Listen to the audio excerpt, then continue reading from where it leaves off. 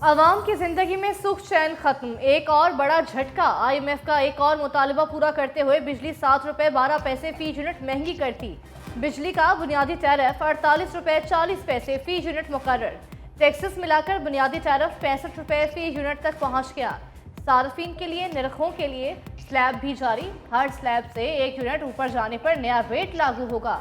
100 unit वाले घरेलू सार्फिन के लिए कम अज कम निर्ख 23 रुपये 73 पैसे फी यूनिट मुकर्रर। 200 यूनिट तक नॉन प्रोटेक्टेड सार्फिन के लिए नई कीमत 25 रुपये 53 पैसे होगी। 201 से 300 यूनिट इस्तेमाल करने वाले सार्फिन को हर यूनिट 29 रुपये 74 पैसे में पड़ेगा। 301 से 400 यूनिट इस्तेमाल करने वालों को बिजली का 1 यूनिट 32 रुपये 98 पैसे में पड़ेगा। बिजली के नए निर्ख लागू हो गए।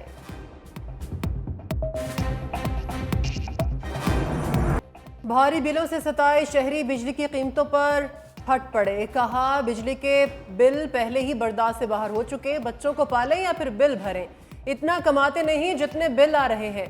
हुक्मरानों ने तो अपने कपड़े नहीं बेचे, लेकिन हम बच्चे बेचने पर जरूर मजबूर हो जाएंगे। हुकूमत रिलीफ नहीं दे सकती तो हमारी जान छोड़ दे।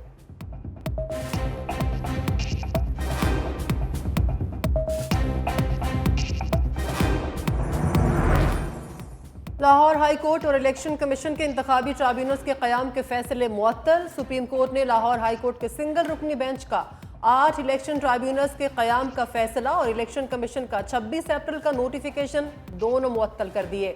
Chief justice Lahore high court के हलफ के बाद इलेक्शन कमीशन और लाहौर हाई कोर्ट में बामानी मुशावरत का हुक्म। दौरान समाज चीफ जस्टिस काजी फायज ईसा ने इलेक्शन कमीशन के वकील से पूछा, आपको कितने ट्राइब्यूनल्स चाहिए? वकील इलेक्शन कमीशन ने जवाब दिया, हमें 9 जजेस चाहिए। मुशावरत पर कोई एतराज़ नहीं, अलबत्ता डिक्टेशन और मुशावरत में फ़र्क और तवाज़ुन होना चाहिए। जस्टिस अकील अवासी ने इस्तिफसार किया, तवाज़ुन से क्या मुराद है? यानी 2 जज इलेक्शन कमीशन की मर्जी के और 2 हाई कोर्ट की मर्जी से हो।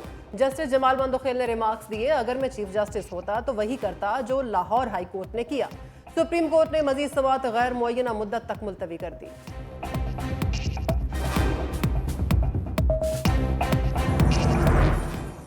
इंतखाबी ट्रिब्यूनल केस में PTI का चीफ जस्टिस काजी फायज ईसा पर एतराज़। समाअत के आगाज में ही तहरीक इंसाफ के वकील नियाजुल्लाह नियासी ने बेंच में चीफ जस्टिस की शमूलियत पर एतराज़ किया, जिसे चीफ जस्टिस ने मुस्तरद कर दिया। चीफ जस्टिस काजी फायज ईसा ने रिमार्क्स दिए, क्या हम अपनी बेइज्जती के लिए यहाँ बैठे हैं? अदलिया की तस्दीक की इजाज़त नहीं देंगे, बस अब बहुत हो गया। अब बेंच बनाने का इख्तियार कमेटी के पास है, क्यों ना नियाजुल्लाह नियासी के खिलाफ केस पाकिस्तान बार काउंसिल को भिजवा दें।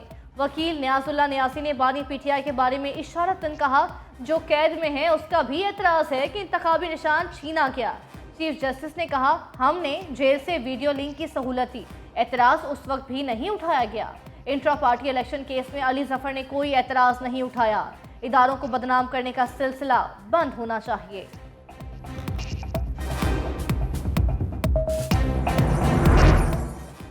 बानी PTI की पार्टी में इख्तलाफात खत्म कराने की कोशिशें बेसूद। अडयाला में जेल इंतजामिया ने PTI रहनुमाओं को बानी के साथ मुलाकात की इजाजत देने से इनकार कर दिया। उमर अयूब की एहलकारों के साथ तल्ख कलामी। मीडिया से गुफ्तगू में कहा, हम घंटों इंतजार में बैठे रहे लेकिन मुलाकात की इजाजत नहीं दी गई। जेल इंतजामिया को कौमी असम्बली और सेनेट में लाइन हाजिर करेंगे। हम जब भी यहाँ आते हैं हमारी तजलील की जाती है। बानी PTI ने इख्तलाफात खत्म कराने के लिए उमर अयूब, शिबली फराज, रऊफ हसन, शहरियार आफरीदी, शानदाना गुलजार और जुनेद अकबर को मुलाकात के लिए बुलाया था।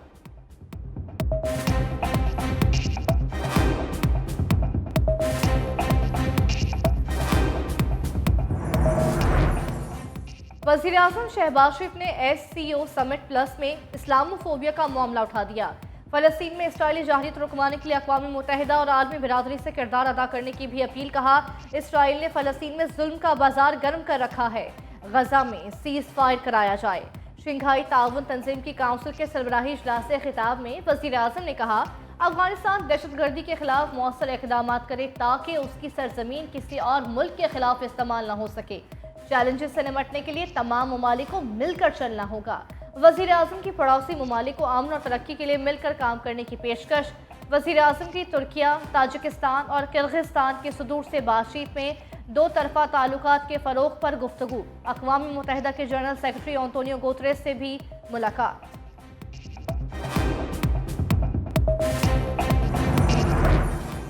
पाकिस्तान में तवानाई बहरान के लिए रूस मदद को आ गया। रूसी सदर पुतिन ने वजीर आजम शहबाज शरीफ को खाम तेल की सप्लाई में इजाफा करने की पेशकश कर दी। आस्ताना में मुलाकात के दौरान रूसी सदर का कहना था अनाज की सप्लाई बढ़ाकर भी ग़िज़ाई तहफ़्फ़ुज़ में पाकिस्तान की मदद कर सकते हैं।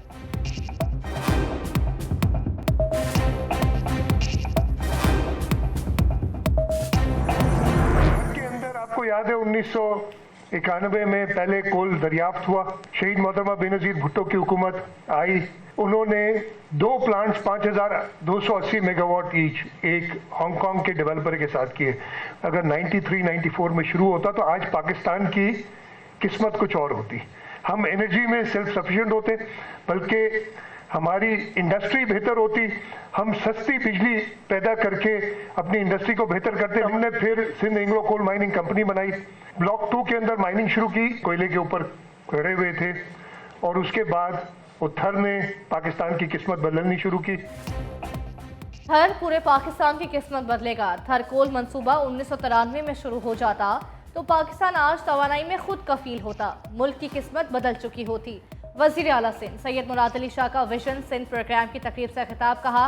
पीपल्स पार्टी ने थर में एयरपोर्ट, अस्पताल और सड़कों का जाल बिछाया। लोग पूछते हैं पीपल्स पार्टी हर बार सीटें ज्यादा ले जाती है, वजह क्या है? हमने अपनी लीडरशिप का विजन सामने रखते हुए लोगों की खिदमत की, सिंध में तरक्की दी, इसलिए आवाम ने हमें वोट दिया। वजीर आला मुराद अली शाह ने मजीद कहा, जितनी बड़ी माइनिंग का काम सूबा सिंध कर रहा है कोई नहीं कर रहा। एरीगेशन हमारी लाइफ लाइन है। एरीगेशन डिपार्टमेंट पर बड़ा काम किया। हम खेलों को भी नहीं भूले।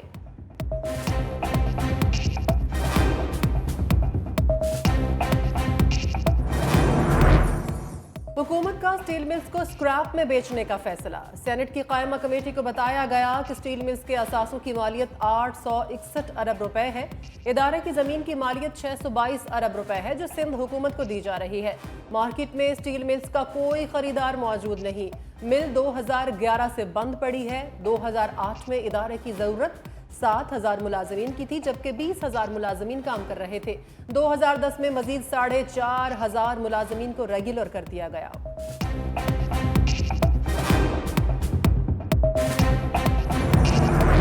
इज्जत का कानून की जितनी पाकिस्तान में इस वक्त ज़रूरत है शायद कभी नहीं थी। सोशल मीडिया का भी गलत इस्तेमाल जारी है, इलेक्ट्रॉनिक मीडिया का भी गलत इस्तेमाल जारी है। जब मीडिया ये बात करता है तो मुझे बहुत तकलीफ भी होती है। हद तक की इज्जत कानून की अब जितनी ज़रूरत है पहले कभी नहीं थी। किसी की पगड़ी उछालने की इजाज़त नहीं दी जाएगी। वज़ीर आला पंजाब मरीम नवाज ने इत्तेहाद बैनुल मुस्लिमीन कॉन्फ्रेंस से खिताब करते हुए कहा, कानून की मुखालिफत करने वाले क्या चाहते हैं? हद तक की इज्जत पर उन्हें पूछा ना जाए। अगर सबूत नहीं होगा तो बदनीयती से इल्ज़ाम लगाया गया तो फिर जवाब देना पड़ेगा। कानून को हाथ में लेने वाले का कोई गिरोह नहीं बचेगा। सवात में जो वाक़या हुआ सबके लिए बाइस फ़िक्र है। 2018 में सियासी स्कोरिंग करने वाले के लिए हमेशा निशाना बनाया गया। नवाज शरीफ को नाअहल किया गया। वज़ीर आला मरीम नवाज ने Gujranwala Sialkot Lahore motorway express way का बाकायदा आगाज़ कर दिया। 18 अरब की लागत से मुख्तलिफ मनसूबों का संग बुनियाद भी रखा। खबर मानिका फिर एक्शन में। दौरान इद्दत निकाह केस में सजा के खिलाफ अपीलों पर फैसले के लिए 1 माह की पाबंदी खत्म करने के लिए दरख्वास्त इस्लामाबाद हाई कोर्ट में जमा करा दी।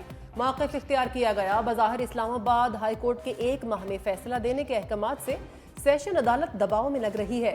अपीलों पर फैसले के लिए मुतय्यन वक्त की पाबंदी के अहकामात वापस लिए जाएं।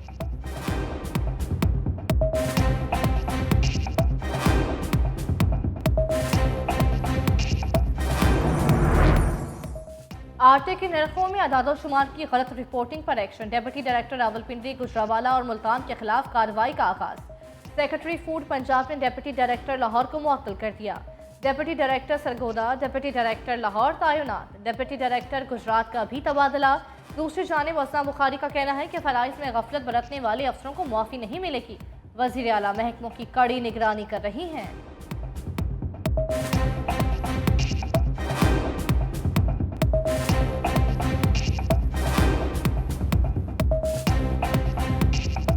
तो लेक्चर देते हैं कुछ बेचारे दिल जले बैठकर, लेकिन ये लेक्चर बाकी सूबों को नहीं मिलता जहां आटे की कीमत कम नहीं हो रही। उन सूबों को तो जो है वो लेक्चर नहीं मिलता जिनका कभी आज तक पता नहीं चला कि उनके चीफ मिनिस्टर करते क्या हैं। मेरी चीफ मिनिस्टर जो है वो यकीनन उनके ऊपर ये भी होता है कि वो ग्राउंड में जाती है। खैबर पख्तूनख्वा में सरकारी खर्चे पर वर्कशॉप्स, सेमिनार्स और बैरून मुल्क तरबियत में शिरकत पर पाबंदी लगा दी गई। सूबाई हुकूमत के खर्चे पर बैरून मुल्क इलाज भी नहीं हो सकेगा। हुकूमती मुरासले के मुताबिक मालियाती निज़ामों जब्त के लिए केस टू केस की बुनियाद पर पाबंदी में नरमी की जा सकेगी। KP के हुकूमत ने ambulance, fire trucks, tractors, buses और मशीनरी के अलावा गाड़ियों की खरीदारी पर भी पाबंदी लगा दी। महकमा खजाना की पेशगी मंजूरी के बगैर खाली असामियों पर कोई तकर्रुरी नहीं की जाएगी।